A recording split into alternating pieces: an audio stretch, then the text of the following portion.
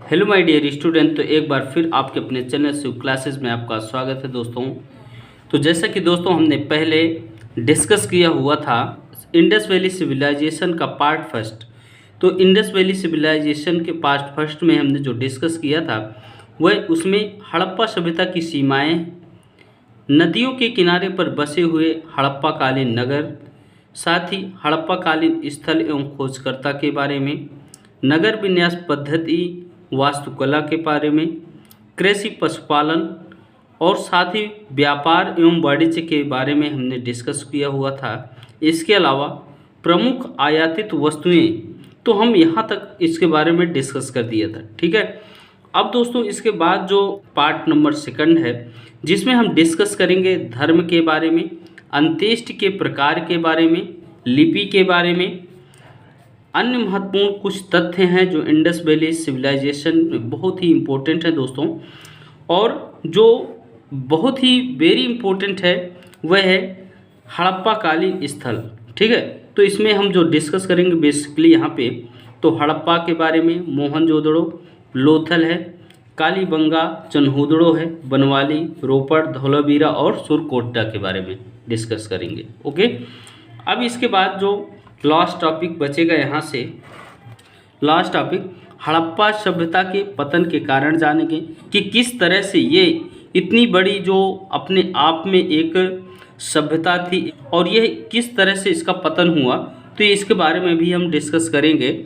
और यह भी देखेंगे लास्ट में कि क्षेत्रफल की दृष्टि से हड़प्पा कालीन नगरों का क्रम कैसा है। ओके, तो हम यहाँ पे कुल 16 सेगमेंट तक हम यहाँ पे डिस्कस करेंगे दोस्तों। तो आप इसको एंड तक देखें क्योंकि मैं दोस्तों दावे के साथ कह सकता हूँ कि ये टॉपिक्स ऐसे हैं, ऐसे फैक्ट्स हैं यहाँ से कि आपके एग्ज़ाम में इसके बाहर एक भी क्वेश्चन देखने को नहीं मिलेंगे। ओके दोस्तों, और दोस्तों हमने क्लास में भी ऑलरेडी डिस्कस किया हुआ है इसके बारे में। देखते हैं धर्म के बारे में।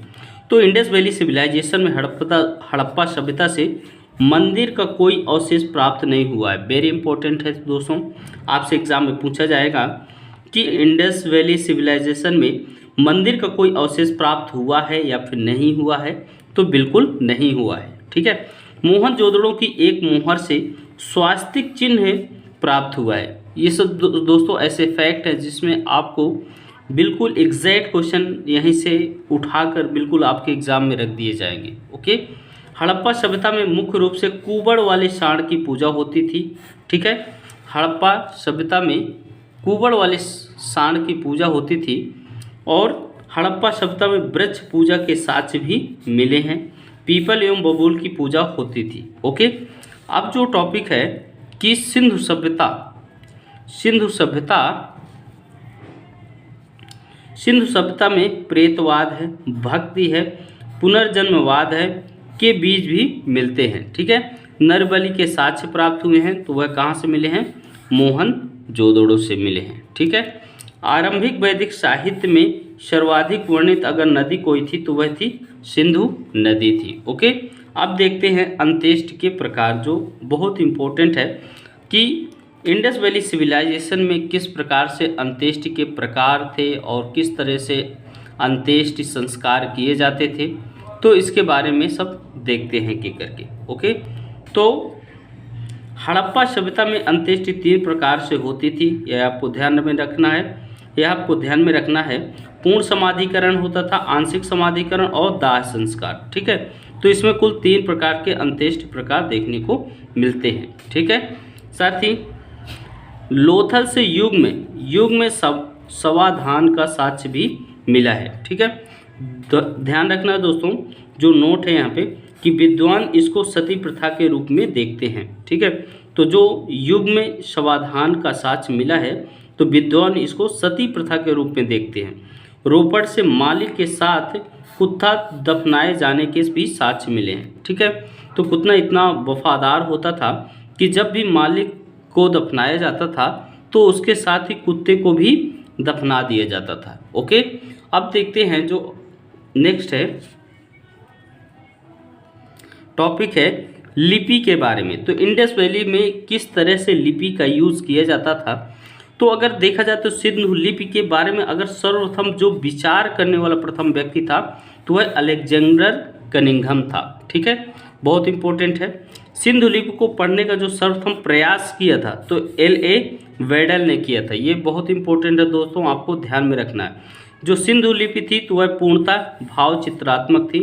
सिंधु लिपि के चित्रों में मछली है, चिड़िया है, मानव आकृति आदि के चिन्ह भी मिलते हैं। ओके, साथ ही सिंधु लिपि दाएं से बाएं लिखी जाती थी। बहुत इंपॉर्टेंट है दोस्तों, ये सभी फैक्ट आपको बिल्कुल रटे होने चाहिए। अगर आप नहीं रटोगे तो आप बिल्कुल, क्वेश्चन ये ऐसे हैं कि आपको समझना तो है ही बट आपको ये रटना पड़ेगा। जब तक आप रटेंगे नहीं आप इसका आंसर नहीं कर पाएंगे। ओके, देखते हैं अन्य महत्वपूर्ण तथ्य और भी क्या क्या इंपॉर्टेंट है इंडस वैली सिविलाइजेशन में। देखते हैं कि जो सिंधु सभ्यता को प्राक ऐतिहासिक, ठीक है, प्रो हिस्टोरिक युग में रखा जा सकता है। सिंधु सभ्यता का जो मुख्य निवासी होते हैं वह द्रविड़ है और भूमध्य सागरीय भी थे। ठीक है, सिंधु सभ्यता के अगर सर्वाधिक स्थल गुजरात में खोजे गए हैं। ठीक है, और लोथल एवं सुतकोतदा सिंधु सभ्यता के सबसे बड़े बंदरगाह थे।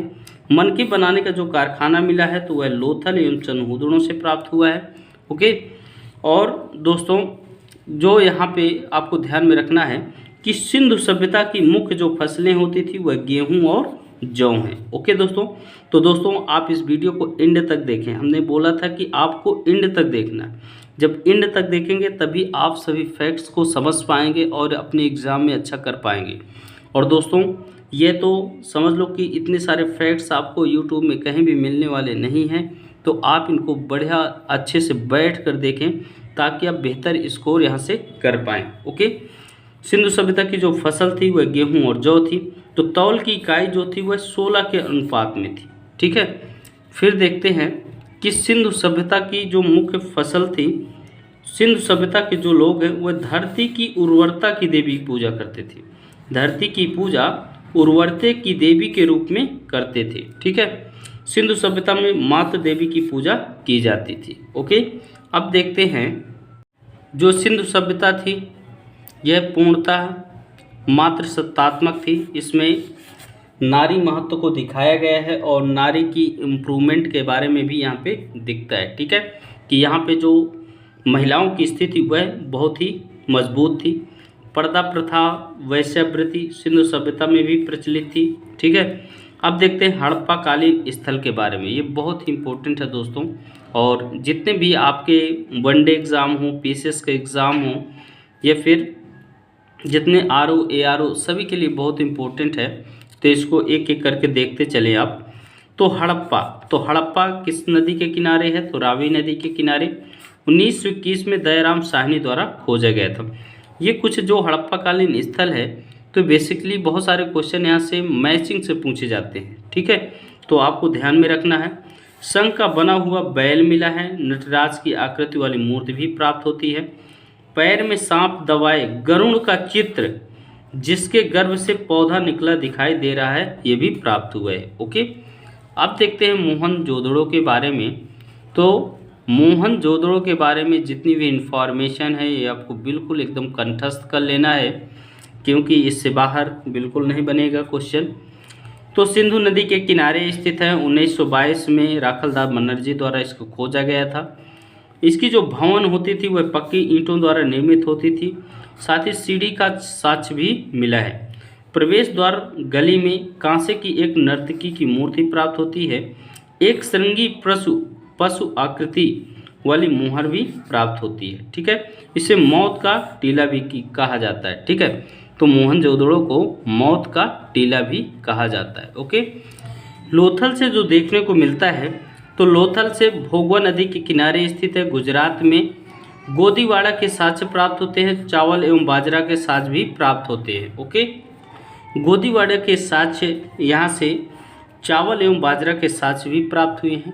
ठीक है, और 2 मुंह वाले राक्षस के अंकन वाली मुद्रा भी प्राप्त होती है। ठीक है, अब जो यहाँ से इम्पोर्टेंट है कि पंचतंत्र की चालाक लोमड़ी का अंकन भी प्राप्त होता है। मम्मी का उदाहरण प्राप्त हो रहा है। सती बतख है, 12 सिंगा है, गोरिल्ला के अंकन वाली मुद्रा भी प्राप्त होती है। ओके, तो लोथल बहुत ही इम्पोर्टेंट है दोस्तों, ये जो स्थल है ये अपने आप में बहुत ही इम्पोर्टेंट है दोस्तों। ओके, अगला जो नेक्स्ट स्थल है उसके बारे में जानते हैं, कालीबंगा है। ओके, तो कालीबंगा यह घग्गर नदी के किनारे राजस्थान में स्थित है। इसका जो शाब्दिक अर्थ होता है वह काली चूड़िया होता है। ओके, और प्राक हड़प्पा एवं विकसित हड़प्पा दोनों के साक्ष्य भी यहाँ से प्राप्त हुए हैं कालीबंगा से। तो जुते हुए खेत एवं सरसों के साक्ष्य प्राप्त हुए हैं। एक सींग वाले देवता के साक्ष्य प्राप्त हुए हैं। कपाल में छेद वाले बालक का शव प्राप्त हुआ है, जो शल्य क्रिया का एक उदाहरण भी है। ठीक है, तो कालीबंगा का जो शाब्दिक अर्थ है वह काली चूड़ियाँ होता है। ठीक है, अगला स्थल है चनहुदड़ो। तो चनहुदड़ो से मनके बनाने का कारखाना प्राप्त होता है। ईंट पर बिल्ली का पीछा करते हुए कुत्ते के पद चिन्ह प्राप्त हुए हैं। ओके, नेक्स्ट जो है वह है बनवाली। तो बनवाली से क्या हुआ है, तो ये हरियाणा के हिसार जिले में स्थित है। अच्छी किस्म के जौ की प्राप्ति होती है। हल्की आकृति वाला खिलौना भी यहाँ से प्राप्त होता है जो पक्की मिट्टी का बना हुआ है। ओके, अगला है रोपड़। ठीक है, तो रोपड़ के बारे में जानते हैं। अगला जो टॉपिक है वह है दोस्तों रोपड़। तो रोपड़ क्या है, पंजाब में सतलज नदी के किनारे स्थित है। मानव के साथ साथ कुत्ते के दफनाए जाने का साक्ष्य भी प्राप्त हुआ है। और धौलावीरा, तो धौलावीरा गुजरात के भरूच जिले में स्थित है। 10 चिन्हों वाला एक शिलालेख प्राप्त हुआ है। और 16 जलाशयों की प्राप्ति, जल प्रबंधन के लिए 16 जलाशयों की प्राप्ति भी यहाँ से होती है। ओके, अगला जो है इसमें नेक्स्ट है सुरकोटदा। तो सुरकोटदा क्या है, गुजरात के कच्छ में स्थित है। शॉपिंग कॉम्प्लेक्स के साक्ष्य भी यहाँ से प्राप्त हुए हैं और घोड़े की अस्थियाँ भी यहाँ से प्राप्त होती हैं। अब जो बहुत ही इम्पोर्टेंट है कि किस तरह से इतनी जो बड़ी सिविलाइजेशन थी और इसका किस तरह से पतन है, तो यह भी एक अपने आप में ऐतिहासिक है कि हड़प्पा सभ्यता के पतन के कारण क्या है। तो यह पारिस्थितिक असंतुलन का पतन के कारण हो सकता है। शुष्कता या घग्गर नदी का सूखना हो सकता है। नदी या फिर नदी मार्ग में परिवर्तन की वजह से हो सकता है। बाढ़ के आ जाने की वजह से हो सकता है। जल प्लावन की वजह से, बाह्य आक्रमण की वजह से हो सकता है। प्रशासनिक शिथिलता की वजह से भी हो सकता है और जलवायु में परिवर्तन की वजह से हो सकता है। तो ये कुछ ऐसे फैक्ट्स हैं, ऐसे फैक्टर्स हैं जो इंडस वैली सिविलाइजेशन के कोलैप्स होने का सबसे बड़ा कारण है। ओके, अब देख लेते हैं लास्ट में जो लास्ट टॉपिक है वह है कि क्षेत्रफल की दृष्टि से हड़प्पा कालीन नगरों का क्रम कैसा है। तो सबसे बड़ा नगर है वह मोहनजोदड़ो है। फिर उसके बाद जो आता है स्थान वह हड़प्पा का है। हड़प्पा से जो छोटा है वह धौलावीरा है और धौलावीरा से जो सबसे छोटा वह कालीबंगा है। ओके, अब ध्यान रखना है, नोट में है धौलावीरा भारत में स्थित सबसे बड़ा हड़प्पा कालीन स्थल है। और यह भी ध्यान रखना है कि बुलंदीबाग जो प्राचीन स्थल था वह पाटलिपुत्र का है। ओके, तो दोस्तों ये इंडस वैली सिविलाइजेशंस के पार्ट सेकंड है। तो फर्स्ट हमने ऑलरेडी डिस्कस कर दिया है और आप वॉच लिस्ट में जाके आप उसको वॉच कर सकते हैं या फिर डिस्क्रिप्शन लिस्ट में जाकर आपको लिंक मिल सकती है, तो आप वहां से उसको देख सकते हैं। और दोस्तों ये इतने इम्पोर्टेंट है, इतने सारे फैक्ट्स हैं कि आप अगर एक बार इनको पचा लोगे, एक बार इनको रट लोगे तो समझ लो इससे बाहर आपको एक भी क्वेश्चन देखने को नहीं मिलेंगे। ओके दोस्तों, तो दोस्तों अब हम इसके बाद जो हमारा नेक्स्ट टॉपिक होगा वह है हमारा वैदिक सभ्यता के बारे में हम डिस्कस करेंगे। ओके, तो इसके लिए तब तक के लिए दोस्तों थैंक यू। जय हिंद, जय भारत।